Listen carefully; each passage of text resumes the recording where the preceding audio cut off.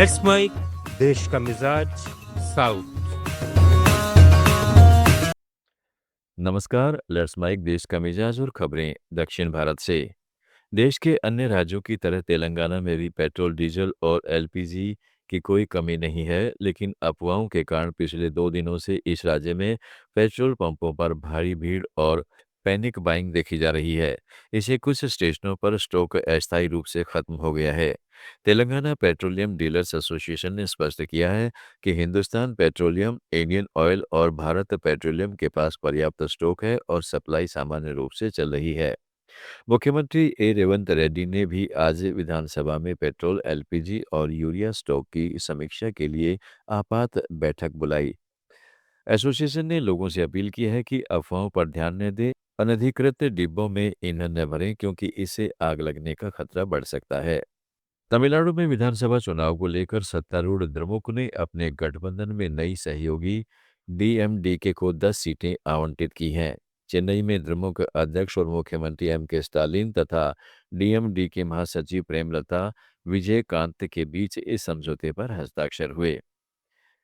DMDK ने पहले राज्यसभा की एक सीट भी हासिल की थी। गठबंधन की कुल 66 सीटों में डीएमडीके को 10 मिली हैं, जबकि द्रमुक खुद 175 सीटों पर चुनाव लड़ने जा रही है। प्रेमलता विजयकांत ने समझौते के बाद दावा किया है कि गठबंधन 200 से ज्यादा सीटें जीतेगा और स्टालिन फिर मुख्यमंत्री बनेंगे। उम्मीदवारों की अंतिम सूची 27 मार्च को जारी होगी। उधर अन्ना द्रमुक ने भी अपनी पहली सूची जारी कर दी है।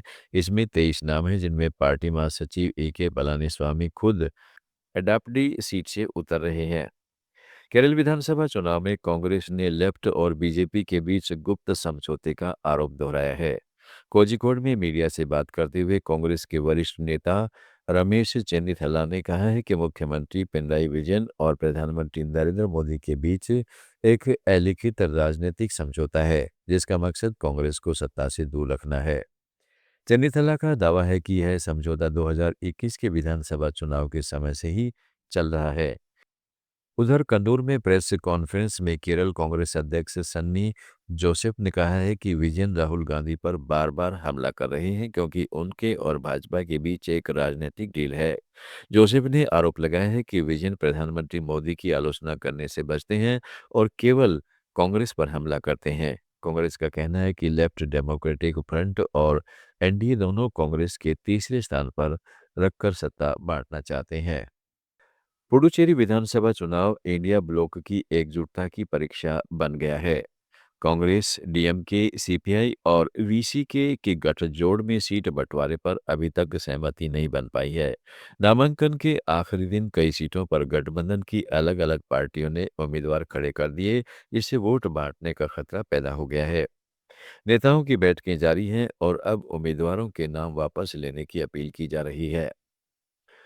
कर्नाटक में मुख्यमंत्री सिद्धरामैया की प्रमुख योजना इंदिरा कैंटीन के तहत राज्य भर में 22 कैंटीनों का निर्माण पूरा हो चुका है, लेकिन वे पिछले 6 महीनों से उद्घाटन का इंतजार कर रहे हैं। नगर प्रशासन मंत्री रहीम खान ने विधान परिषद में बताया कि स्थानीय विधायकों ने अभी तक उद्घाटन की तारीख तय नहीं की है और अपनी उपलब्धता नहीं बताई है। मंत्री ने कहा है कि उन्होंने अभी संबंधित विधायकों को पत्र लिखा है। उन्होंने उम्मीद जताई है कि इन कैंटीनों को इसी महीने चालू कर दिया जाएगा। फिलहाल राज्य में 346 इंदिरा कैंटीनें संचालित की जा रही हैं। आंध्र प्रदेश सरकार ने केंद्र के साथ जल जीवन मिशन के क्रियान्वयन के लिए एक समझौता ज्ञापन पर हस्ताक्षर किए हैं। मुख्यमंत्री चंद्रबाबू नायडू ने कहा है कि राज्य 2028 तक हर ग्रामीण परिवार को सुरक्षित और निरंतर पेयजल उपलब्ध कराने का लक्ष्य हासिल करेगा। नई दिल्ली में केंद्रीय जल शक्ति मंत्री सीआर पाटिल की उपस्थिति में हुए इस समझौते के तहत राज्य पेयजल व्यवस्था के रखरखाव को प्राथमिकता दे रहा है और पंचायतों को इसकी जिम्मेदारी सौंपी गई है। नायडू ने प्रधानमंत्री मोदी का आभार जताया कि उन्होंने मिशन 2028 तक बढ़ा दिया है। आंध्र प्रदेश की एनटीआर जिला पुलिस ने ऑनलाइन प्लेटफॉर्म के माध्यम से चरमपंथी विचारधारा को बढ़ावा देने और गैरकानूनी गतिविधियों में शामिल होने के आरोप में 3 लोगों को गिरफ्तार किया है। आरोपियों की पहचान मोहम्मद रहमतुल्लाह शरीफ, मोहम्मद दानिश और मिर्जा साहिल के रूप में हुई है। देश का मिजाज में फिलहाल इतना ही। जुड़े रहिएगा लेट्स माइक के साथ।